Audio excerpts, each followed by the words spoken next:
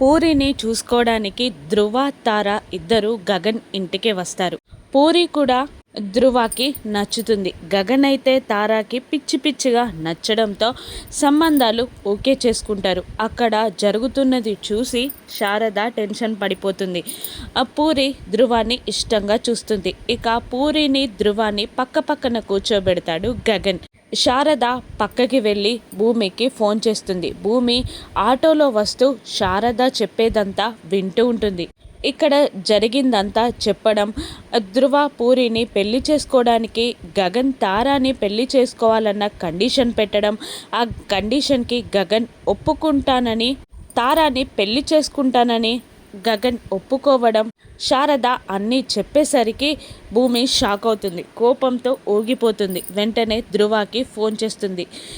ధ్రువ phone ring అవ్వడంతో phone lift చేసి hello అంటూ ఉండగా మాట్లాడుతున్నది ధ్రువ గారేనండి అని అడుగుతూ ఉంటుంది భూమి.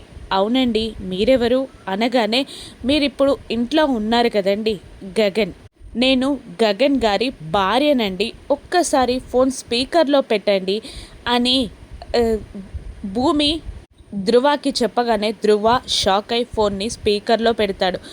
ఏంటి బావా, పెళ్లి చేసుకోవడానికే రెడీ అయిపోయావా బావా?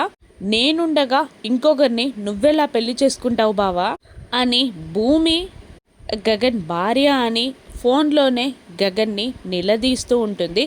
ఆ భూమి ధ్రువకి అంతా అర్థమైపోతుంది.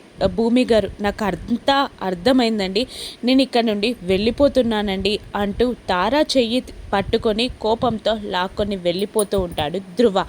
బాధగా గగన్ని చూస్తూ ఏడుస్తూ షాక్ అయి వెళ్ళిపోతూ ఉంటుంది తార. భూమిపై కోపంతో ఊగిపోతూ ఉంటుంది పూరి. తలదించుకుంటుంది శారద. బాధపడుతూ ఉంటాడు గగన్. భూమిని గగన్ తిడతాడా, నీకు నాకు పెళ్ళవలేదు అని చెప్పేస్తాడా? ఎక్కడి దాకా వెళ్తుందో, ఎవరి పంతం గెలుస్తుందో రాను ఎపిసోడ్స్లో చూద్దాం. Thank you for watching.